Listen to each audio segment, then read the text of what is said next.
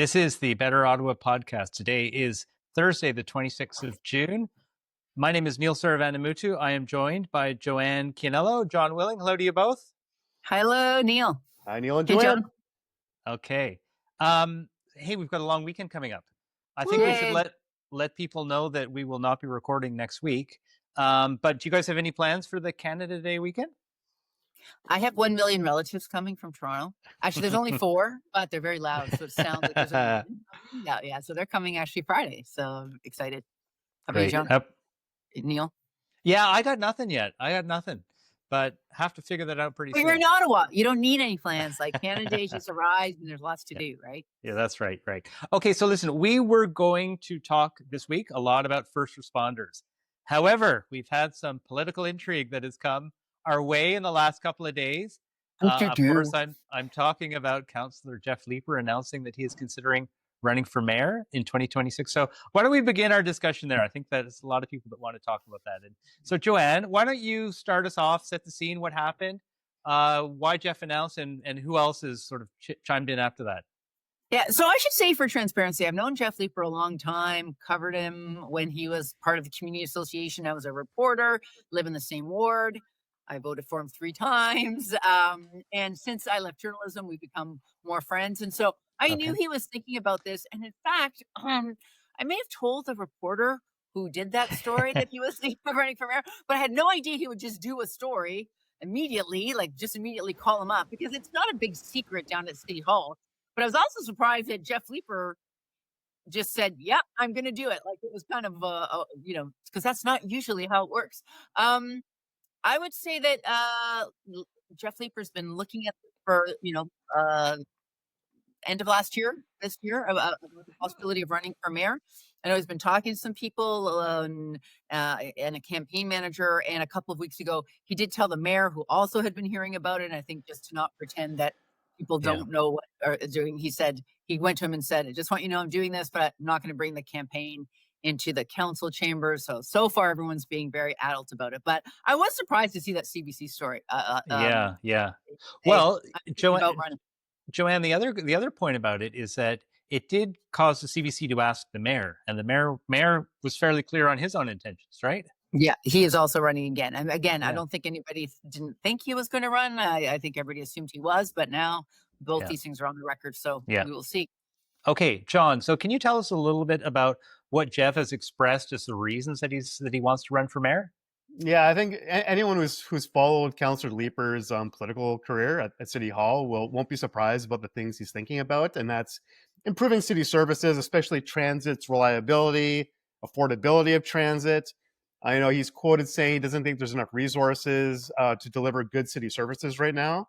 And so when we talk about resources, we talk about money, enough money coming in maybe to pay for the things that we need in the city. We've talked on the pod a lot, right, about things, especially maintenance and deferred maintenance. It's interesting.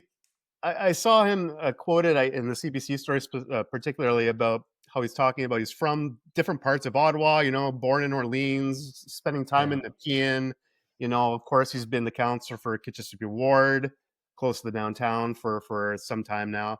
And he's thinking about, the advice he's already receiving from his supporters, talking about you have to reach out to the suburbs. That's the path to City Hall, not just our urban communities. Mm-hmm. You got to go outside the Greenbelt and talk to those voters out there. There's a lot of time until that next municipal election, over a year from now. So there's a long runway, and anything can happen between now and October 2026. And I would say that one of the reasons I think he did just basically fess up to Arthur White-Crummey from CBC for the story is he has been going on weekends to events in other wards, suburban wards. And I think some people are like, hi, Councillor, good to see you here. What are you doing in Blackburn Hamlet? Right? Are you lost? Yeah. Well, and the other thing too is he did shave his beard, which was that happened a few months ago, and that kind of sealed the deal for me. But it's a hard road to hoe. Like it's Just so you know, guys, if I ever shave my beard, doesn't mean I'm running for office. I'm just putting that on the record right now. Put it on Twitter. Oh, John, don't run in Kitchissippi. No, thank you. Yeah. Well, so Joanne, I want to ask you. So Jeff is what like self-proclaimed, but like a progressive candidate, right? And so we have seen progressive candidates in the past. So we had Catherine McKinney in the last election and achieved 38% of the vote. Mhm. Previously, we had Alex Munter achieved 36% of the vote in 2006. And then Clive Doucette in 2018 achieved 22% of the vote. So three progressive candidates achieving results anywhere between 22% and 38%. Now, so my question is, if this is let's just say it evolves into a one-on-one race, essentially. More or less, yeah. Yeah. Does does a progressive candidate have a chance in the city? Yeah, it is a hard road to hoe, that's for sure. It is difficult. First of all, you're running against an incumbent. Sure, only a one-term incumbent, but Mark Sutcliffe, likable guy, relatively good human, no scandals, right? I mean, you might say he's not a very exciting guy, but we had a mayor for 12 years who wasn't very exciting. He was a record-holding mayor, right? Nothing has gone horrifically wrong. There hasn't been any scandal or LRT debacle or something like that. And so when you're the incumbent, it is like the benefit you get from that cannot be overstated, right? So there's that as well. To your point of progressive candidates, absolutely, because people think, oh, progressive, higher taxes. And I think that is why you will hear Jeff not talk about progressives, and also not only speaking to progressives who are thought of as mostly downtown people, but I actually say you look around council and you see people who are progressive-ish. I think Lane Johnson and Sean Devine, these are folks out in the PN, like those inner suburbs. Marty Carr, like they're not like, crazy lefties, to use a stereotype, right? And I don't think that Jeff portrays like that. I think most of it will be, do people know who he is? And how is he different from Mark Sutcliffe? That will be his big problem. Right. So John, it's interesting that, we're talking about progressive candidates, but if we look due south of here, New York City, they have just, in the Democratic primary for the New York City mayor job, they have the Democratic Party has put forward the name of Zohan, help me out here. Sorry, Zoran Mamdani. Sorry, I'm going to get that right. Zoran Mamdani. Yeah. Yes. And that's great candidate. Caused a lot of excitement, a real buzz, and certainly is from the progressive side of the party. In fact, some would say even the extreme progressive side. So is this, does this bode well for a candidate like Jeff? I don't. I think it's not an apples to apples. I mean, number one, that's an inside the party selection process, the primary. So we'll see what happens in their general election, which I think is in November this year in New York City. Yeah. So there's that. And I mean, look, United States, if we want to look at the south of the border to see what happens, to see how it informs our politics here, the United States in their federal election elected a Republican. Canadian election, we elected, a big L liberal. But you don't really need to look south of the border. You just have to look inside our own borders, right? Look at the city of Toronto. In their last mayoral by-election, elected Olivia Chow. Now their election is going to be interesting next year at that race because there's so many people look like they're throwing their hat in the ring. But also, that's what happened last time. So then that's how Olivia Chow won, right? She went. I mean, I don't know that Olivia Chow would have won if there were like 2 or 3 main people. There were 10, right? And I think a lot of people thought Anna Bilal may have won, right? So like that's the other thing. Who else is in this race? Yeah. Well, and I would look at just quickly Olivia Chow's like approval rating, which is really recent. Like last month, Leger was in the field, and I think it's not a great. She hit 48% approval rating, which isn't great, but it's not bad either for a mayor. Yeah. And so that's a really interesting indicator. And you can look at other, you can look at other cities across Canada too. You can look at Calgary too. But I think, I don't think what's going on in the U.S. is really going to inform our municipal election. That said, there's so much time between the next municipal election. Anything can happen. And just look at the election of Donald Trump in the U.S., how that's impacted every part of our economy in Canada, from the federal to the municipal level. I also think that's it. Like, even though it's really far out, sorry to interrupt, Neil, but no. On the one hand, it is a little unusual to declare so definitively this far ahead. On the other hand, gives you a lot of time to have like get your name in people's heads, right? That like get them used to the idea that you're running for mayor and maybe take a look at you, so because we don't have this long like primary type of season that goes on for months and months and months. So it'll be interesting to see what happens like next year, where we're at. Well, I was going to bring up the question that John alluded to, and that's that if we look at the last federal election and we look at the last provincial election, despite what anyone wanted to talk about, this was about one issue, and that was Trump. And so the interesting question, to your point, John, is there a chance that Trump might end up defining like the municipal election? No one thinks it. No one is really thinking that way, but I wonder if that shadow could be cast that long. I'm going to say no. I'm just because I know we're always hedging our bets, but I'm just going to go out on the limb and say I doubt that very much. John, I think it's I think it looms. I think it looms. Whether it's defining issue of the City of Ottawa 2026 municipal election, I really don't know. But I think it's going to be there in some way, and how it's going to manifest on the ground in our borders, I'm not sure. Yeah. Like, are people uneasy about the economy? And that's exactly it. Yeah. Yeah. Cost of living locally, how that's impacted at a more international scale. I don't know, but I think it's interesting. Just jumping off of Joanne's point about announcing this early. Now I think the problem is there's going to be this lens on City Council, this Leaper versus Sutcliffe. I know they're very friendly, and that's great. But in reality, this is politics, and if someone wants to win, they're going to have to carve their path at City Hall around council. So I think it's going to be really interesting to watch. And that's just one councillor who's declared his interest in taking on Sutcliffe. We'll see if there's anyone else around that horseshoe who has similar aspirations to run for mayor. Yeah, or someone else in the city. That building. Can I just add some of my further thoughts? So I had three thoughts on this. Number one, I'm actually really pleased this has happened. I'm glad that Jeff has kicked off the process. It is a long way away, but it's also not, right? I mean, it's what are we talking about? Like maybe 16 months or so. And that time will fly. So I do hope that I do hope that Jeff entering the race will cause other people to enter also, because it's good for democracy to get a lot of people coming forward. It was and obviously good to hear from the mayor and get clarity from him. That was my first point. My second point was perhaps it was the fact that Jeff was responding to a reporter. I have to say I didn't find it a particularly inspiring announcement, right? It was, I want to be mayor to fix transit and improve city services. Well, yeah, obviously, right? And so it was, there was a moment, and I felt that it wasn't, it wasn't the moment that it could have been or should have been. But you know what? I guess my third point is that, and I come back to my question about what happened, what we saw in New York City with Zoran, and that's that.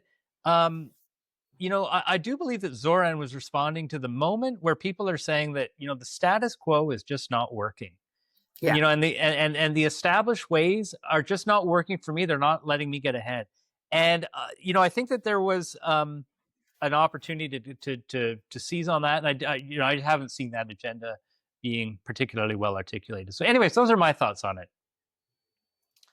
Yep, very well considered. I agree that it is a thing to take an opportunity to say, yes, I'm running, to get it out there, but you kind of only have one chance to say it the first time. Yeah. I'm sure when he has an official launch, it'll be a bigger splash. We'll see how that goes, though. But that is interesting. Yeah, I'm so happy to be talking about this. I love to talk about election races. Yeah, me too. And I agree with you, both you and Neil. I agree with you on your point about it was kind of like a kind of a boring, I'm running for mayor, because you do want that excitement. You want to have the energy when you make that announcement, and you have an event that usually happens later on before the election year or in the election year itself. And so you risk people not really paying attention to your big election. I don't know though. Wait a minute. I did get a lot of messages of oh my goodness, I didn't know this was happening. And, on Twitter, DM, some texts, and other people who, what the news cycle is like. You can announce things 500 times, at least 3 times before people are like, oh, is that actually happening? So as much as I do take your point, Neil, I think there will be other opportunities to make a splashier announcement. Anyway, I still have, again, we're going to have to be talking about this for the next. I wonder if Councillor Leaper will announce his mayoral campaign in the suburbs like Mark Sutcliffe did when he when Mm. he ran. He went Maybe to Orleans, Canada. where he Maybe was Orleans. born. Exactly. It'll be interesting Yeah. to watch for sure. Yeah. Well, we will see. I guess. Well, I think it's important to clarify for everyone that candidates cannot really go into high gear until May of next year, anyways. Right? They actually can do whatever they want. They just cannot spend a single cent. That's right. That's right. Money, and certainly neither candidate can spend any resources in their offices, both the mayor's office and Councillor Leeper's office, and I'm sure they're both going to be very careful on that. So they can't have a brochure, but they can go anywhere they like, and that's why you have a big advantage as a councillor, because you can go to an event and someone will maybe give you a shout out because you're a councillor there, and then as you talk to people, you're like, yeah, I'm also running for mayor. Like, it's Yeah. you can tell people, you can talk to them, you can't have anything printed, but it is a huge advantage to already be in office, that's for sure. Okay, very exciting news. And again, Councillor Leeper, thank you for kicking this off. Let's move on to topic 2, which is we had a report that came to City Committee this week on paramedics, so on ambulances, and that's an annual report that comes forward. And normally this is just something that comes in and goes out, but we actually had this update was actually really quite positive. And so, John, I wonder if you can kick us off by filling us in on the results. Like, what did the paramedics report have to say? And I think one of the key measures that people think about is like, if I'm having a heart attack, how long is it going to take for an ambulance to get here, right? So tell us some of the results from this latest report. Yeah, broad strokes on this, guys, is like they're doing much better this past year. Yes. And to your point, it's a great news story for the city. I mean, you think about paramedicine and paramedical services. I mean, how important is that to a municipality and municipal government? So to your question, Neil, about the cardiac arrest, heart attacks, there's a target to have paramedics arrive within 6 minutes of the call, 65% of the time. So that's a council metric. And paramedics did 70% in 2024. So that's like pretty high above the target response time, the percentile anyway. And if you look, if listeners look at the report, you're going to see a bunch of stats in there. And the paramedic service is doing well on almost all their metrics. So kudos, to the city, and we can talk about what's happened over the past 5 years to get us to this point. But I know there's been a lot of focus both at the municipal level, but I think at the provincial level too, at improving paramedicine, especially response times. And you're seeing it borne out now, the results in this report that went to council. Yeah. So John, one other data point that maybe you can help with. So we talked about 6 minutes to get an ambulance to someone suffering a cardiac incident, and their goal is that 65% of the time it would be within 6 minutes, and they're exceeding that. So that's good. And I think in past years they were not achieving that level. There's also this concept of level 0, which I think is probably what we all like everyone would really care deeply about. So can you explain what level 0 is and how we're doing on that front? Yeah, level 0. Certainly citizens in the city probably have become a little bit familiar with this term if they pay attention to the news. Level 0 is the term given to when there is no paramedic unit available to take the next call. So think about that for a second. A call comes in, sorry, we have no paramedics. And actually the way that calls usually work is they dispatch the nearest paramedic unit, even if it's not City of Ottawa paramedics. So everything comes in like a funnel usually. And so if there's no paramedic unit available, so that person who really needs the paramedics have to be waiting a little bit, could be a lot longer. And so, it's interesting. They've really done a good job of reducing the number of minutes that the city's been in level 0 in 2024. In fact, there's a huge decrease last year in level 0 minutes. After, I think there was a 5-year peak in 2022. So we're starting to see the level 0 minutes come down. And if people are interested in, I think it was last year, it was just over 11,000 minutes that Ottawa paramedics were in level 0. And that's a big decrease from the year before. So we're seeing good momentum.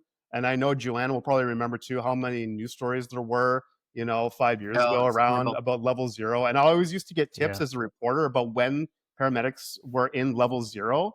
And you're not reading as much about level 0 instances in the city as we were that and to John's point as well, that because you're sending the closest paramedic that is available when there is none in the city of Ottawa, the neighboring communities were sending their paramedics, like from Renfrew County, for example, or Eastern Ontario, and then their own people didn't have paramedics, so it was horrible. It Yeah. was terrible, and so it's really great news to see this. Yeah, So much yeah. better. And it comes down to, I think it's like partly a story that we've been also hearing about for a long time, which is this idea of hospital offloads, right?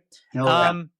And Joanne, can I'm sure you were hearing of this story and covering it for many years. So what is hospital offload about, and why does it have such an impact on our paramedic service?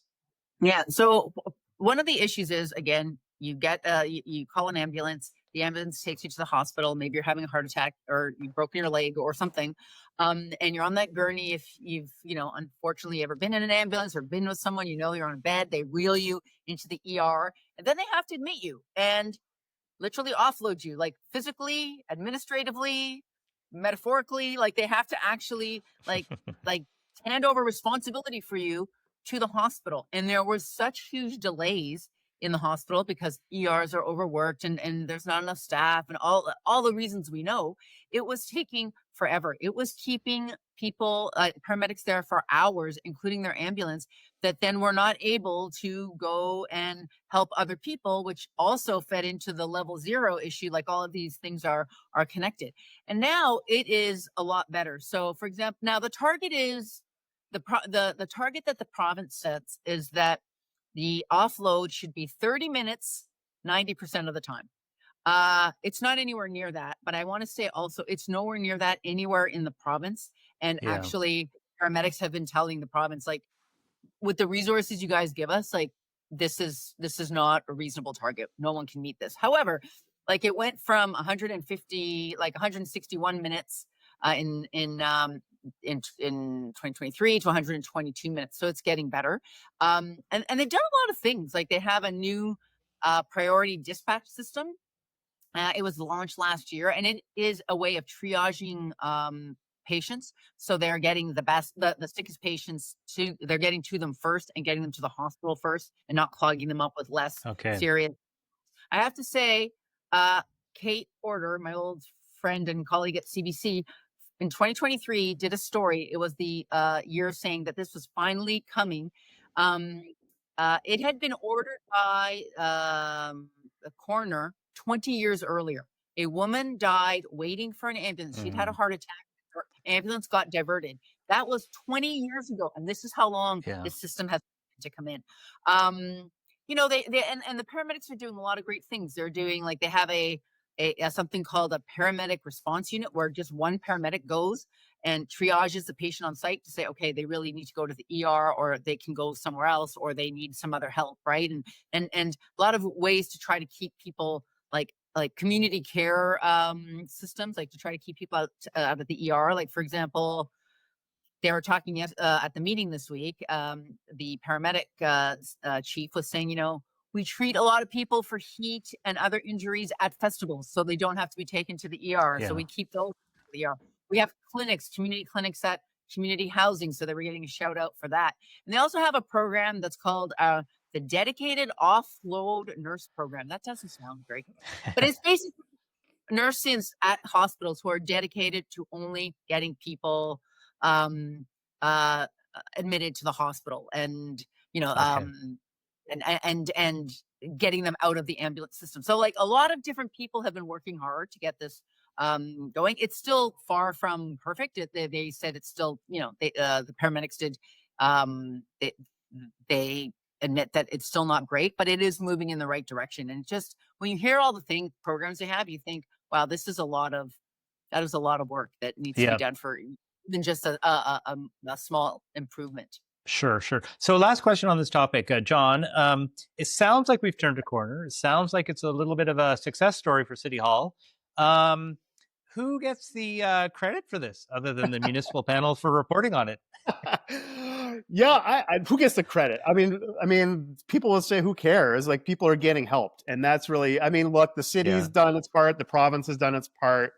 No, the province hasn't done its part. Well, John. I think they have to. Like, I think the province has done a tiny bit of its part, the minimum it can do. And in fact, considering that actually health is a provincial jurisdiction and responsibility. That cities pay for half the paramedics is already ridiculous. So Well, I it's think them.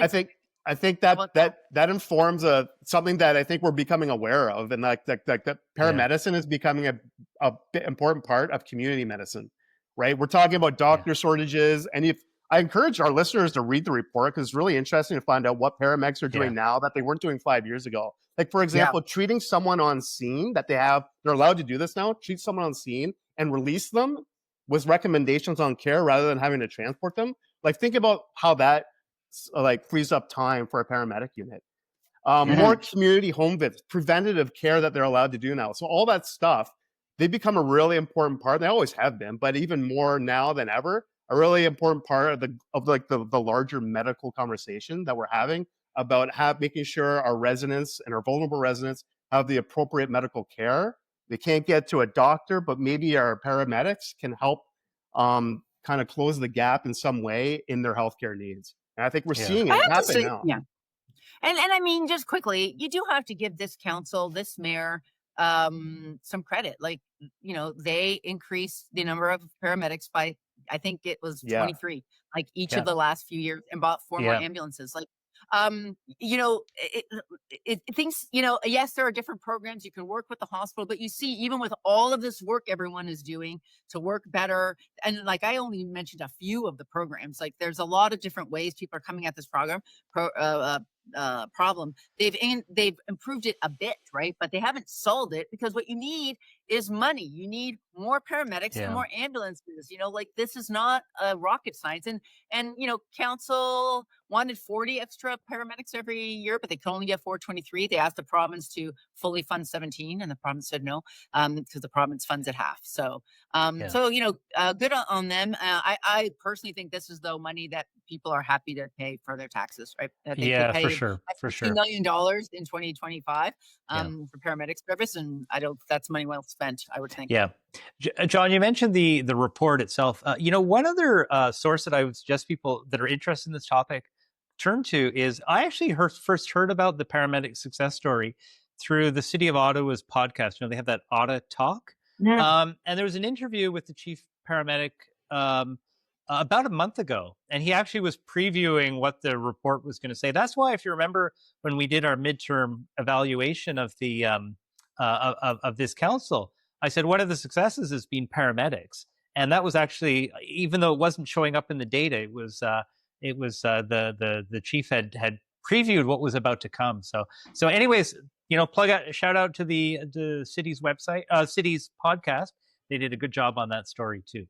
Okay, let's move on to our third topic. We had another annual report for 2024 that came out this week, and that was about bylaw, everyone's favorite topic. So people love or hate bylaw, right? If you're a caller or a recipient, it depends. That's right. That's right. If they're solving a problem or creating one. So, John, maybe you can start off by sharing with us some of the highlights from that bylaw report. All right. Well, so bylaw officers across the city responded to about 98,000 calls in 2024. And that was actually a small decrease, just a little bit. I think it was 1.5% decrease from the previous year. You guys want to hear the top 4 calls for 2024? All right. I'm going to go in reverse order. Ready? This is like Letterman's top 10 list, except it's not going to be as maybe quirky. All right. So number 4, we're going to do the top 4. Top 4. Number 4, noise. All right. Noise complaints. People don't like excessive noise. Number 3, animal calls, animal control. Number 3, property standards. And the number 1 call for bylaw officers is parking.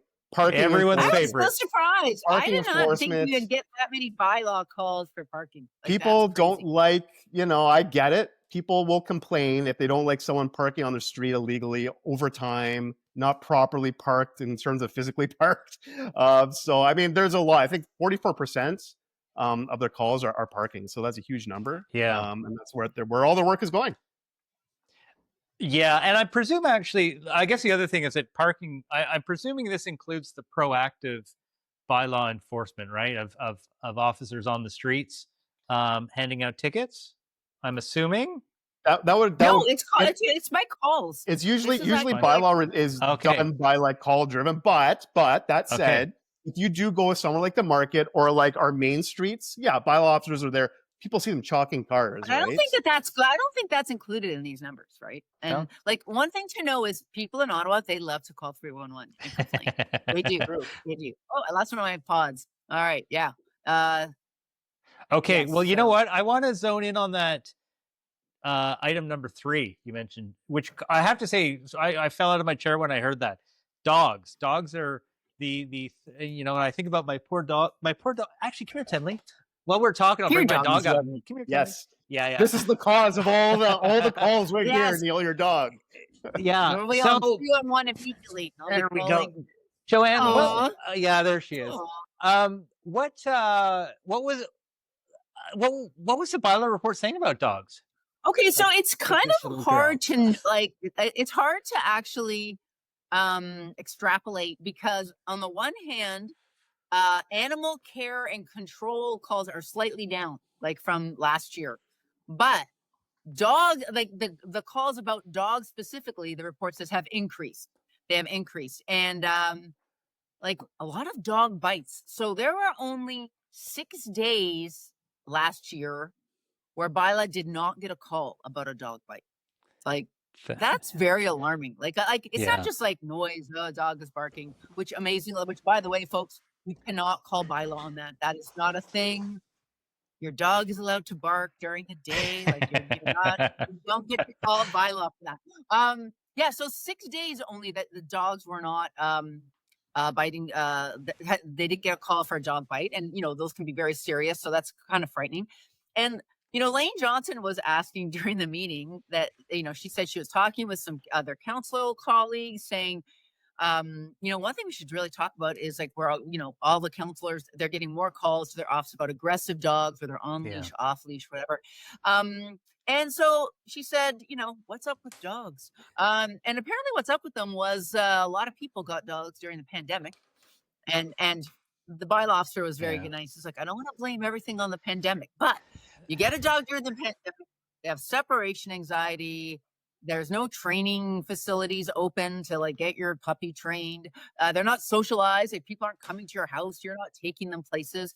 And so some of them very badly behaved out in public. And so they're trying to do a lot of like education as well, like put better signage in parks of where dogs are allowed on leash or off leash. And, they have summer students out in parks. One of the things I did not learn, I learned in my local park recently from being on my local community association board. There are lots of parks you're not even allowed to take your dog across on a leash, including my park, my Champlain Park. So soon you'll be able to have a beer in Champlain Park, but you won't be able to walk your dog across the leash, which I found crazy, right? So I think there's a lot of those kind of rules. But yeah, apparently pandemic dogs still causing a problem, which who knew? There's the pandemic features pretty prominently in the bylaw report. One thing I came across, guys, was that noise complaints, they're down, right? There's a decrease. Yeah, because of pandemic. And because of and the quote is because of post-pandemic lifestyle changes. And I kind of wasn't sure to cry or laugh reading that. They're like, oh, more people are just staying inside after the pandemic. They're afraid of what's going on. But in the report, it says, people are just going to work now.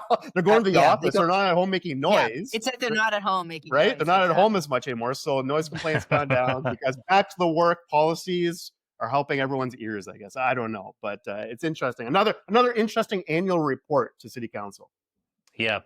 Well, okay. And there was a third report that came out to City Council or to City Committee this week. And that was the Ottawa Police Services Ottawa Police Services annual report. Now, I did want to talk about that, and I was researching it, and I actually have to say that I found some discrepancies in the data between what they were like. What they do is in each report they show how it compared to the previous year. So in 2024, they said here's how we compared to 2023. So I was looking at the previous year's report, and I actually noticed some differences in those numbers between what they said they did last year and then what they said this year they did last year. So I want to actually investigate that data before we have this discussion, because it's, of course, the big issue that everyone wants to know is crime going up? Is it going down? And to be honest, and it's serious crime or not serious crime. Like there's that's right. And there's not consistency that I'm seeing between what was reported last year, what's reported this year. So I'm going to do that research, and then we're going to have that discussion about police. But on that note, let's turn to the lightning Woohoo! round. So, John, it is, we mentioned it's Thursday today, the 26th of June, and we're saying that it's about noon right now. And the reason I say that is Transportation Committee is meeting probably as we speak right now, or what we now call, I think we call it now the Public Works Committee. But they're talking about the Transportation Master Plan. This is a big plan that we've been developing over a couple of years now, and it's really coming to a climax today, or when it goes to council shortly thereafter. Are we expecting any major surprises at this point, or has everything been figured out by now? I think everything's been figured out for the most part. It's a huge document, right? This is like the transportation Bible for the city. We talk about the official plan being the really important plan about how our city develops. Well, the transportation master plan flows into that, but it's also like a huge important piece of policy that's going to guide us for, I think it's 20 years. So any surprises? I don't see any surprises, but I did harken back to looking at what they're going to do with Carling. With the big vision is for bus lanes going down Carling eventually. I remember at one time they were talking about running a train, right, Joanne, down Carling, between Little Italy and Lincoln Fields. So things are changing in terms of technology. So now it's electric buses. Now it's electric buses. So I mean, things have changed. If you've been watching the transportation plans over time, they change. I know CTV Ottawa talked about the command to bridge and the future of that, whether we're going to have trains across a bridge one day, and that's way in the future, not anytime soon. But to my eye, I don't know about you guys, I didn't see anything that just kind of blew my mind about what the city's planning. Right. Well, listen, I think what we can do is we can have an extended discussion about the Transportation Master Plan, either when around the time it's going to council or maybe just shortly after. Okay, Joanne, over to you. We've been talking about long-term financing over the last couple of weeks, and we talked about this $11 billion infrastructure deficit that the city is facing for the next decade. And we also talked about how it's going to be financed on the rate side, right? So rate, the water and water that's and right. sewer, it's going to go up every, it's going to go up, 5% your bill every year, but also there's going to borrow and then the tax side, so what we pay out of our municipal taxes, which is the roads and the arenas and the fire stations and the dumps and everything, parks, all that stuff, all those things, that was supposed to be discussed next week. However, that discussion has now been punted to September. So why do you think we're facing this delay? And I'll tell you, I've got my own suspicions, but why do you think that this is suddenly being shifted back by a couple of months?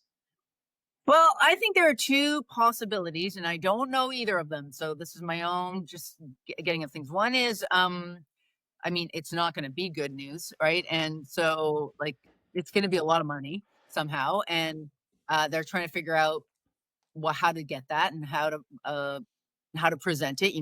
What has to be done through debt, what has to be done through taxes. We have a lot of borrowing room in this city. The council has imposed let me say it the other way. The province lets us borrow up to 25% of revenue. And we borrow council has set that limit to 7.5%, and we borrow under that. So we have lots of room to borrow to fix stuff. But we will have to actually pay higher taxes, I believe. So maybe they just want to figure out how to manage those numbers and figure out how to present them. It also could be look at all these annual reports. We're all rushing around.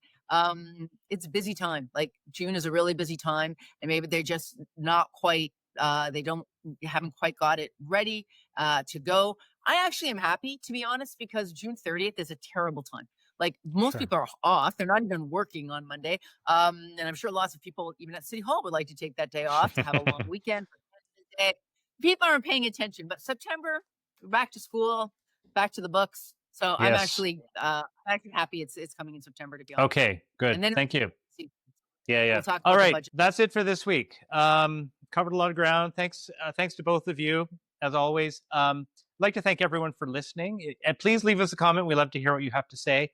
So we will not be back next week. Next week is the Canada Day holiday week for us. Well, day anyways. But we will be back a week after that. So until then, this has been the Better Ottawa Municipal Panel.